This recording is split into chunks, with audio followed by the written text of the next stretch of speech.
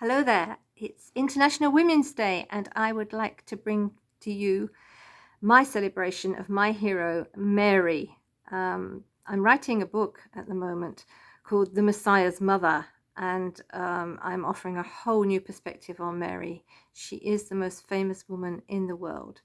You'll even find her in the Quran, the Muslim Islamic Quran. And I'm a bit on a crusade with this book. I started writing it a little while back to banish the myths of Mary as so bland and meek and holier than thou. And to me, because of what Jesus' ministry was going to be like, she needed to be gutsy. She needed to be brave. She needed to be a real human being. She had God. Jesus had God as his father, and he had Mary as his mother. And she would have been a really strong woman, even as a young teen, which is possibly where she was when she became pregnant with Jesus. There are many myths surrounding Mary.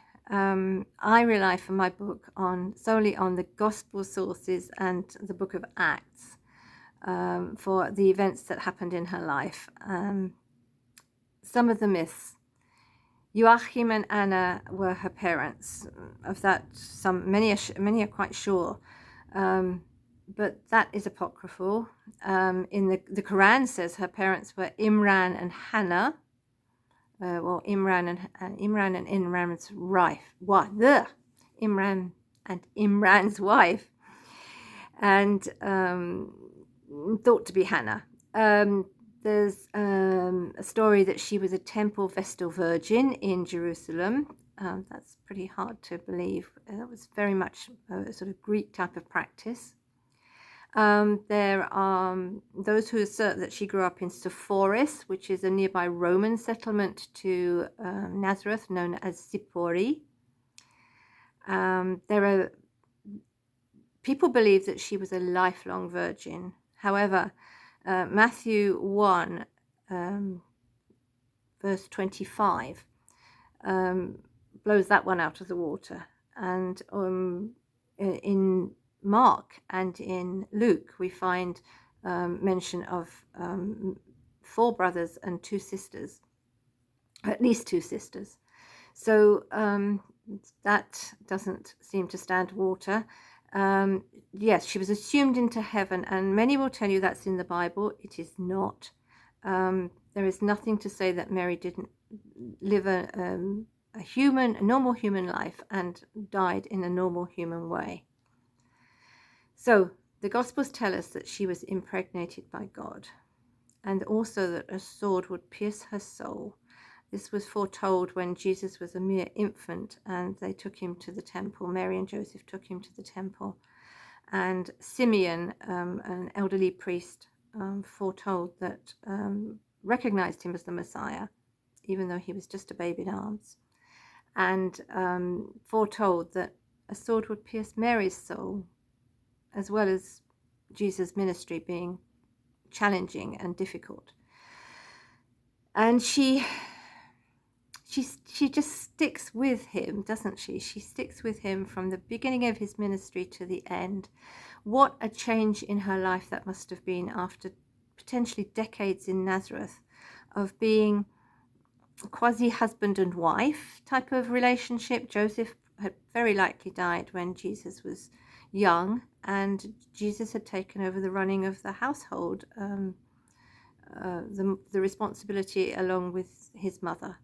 And she had to give all that up. And I'm sure that during that time he called her Ima, mother, or Ama, mother, as it is in Aramaic. And yet he never, during any of the gospel stories, calls her mother. In fact, his own ministry is bookended by calling her woman. First at Cana, his first miracle, where he changes water into wine. And then finally at the cross.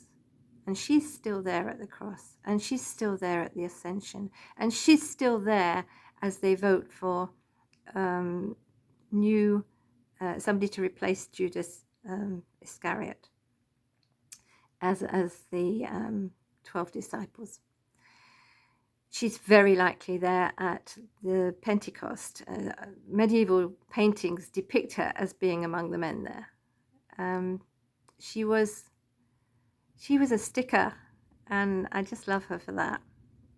And so she's definitely my hero, and I think she is relatable to so many women who have empty nested. I know I have suffered that way. Then when your children grow up and you love them to bits, and they need to create that distance, they need to create their own lives, and that is Mary's story, but she comes through as a disciple. So God bless you on International Women's Day.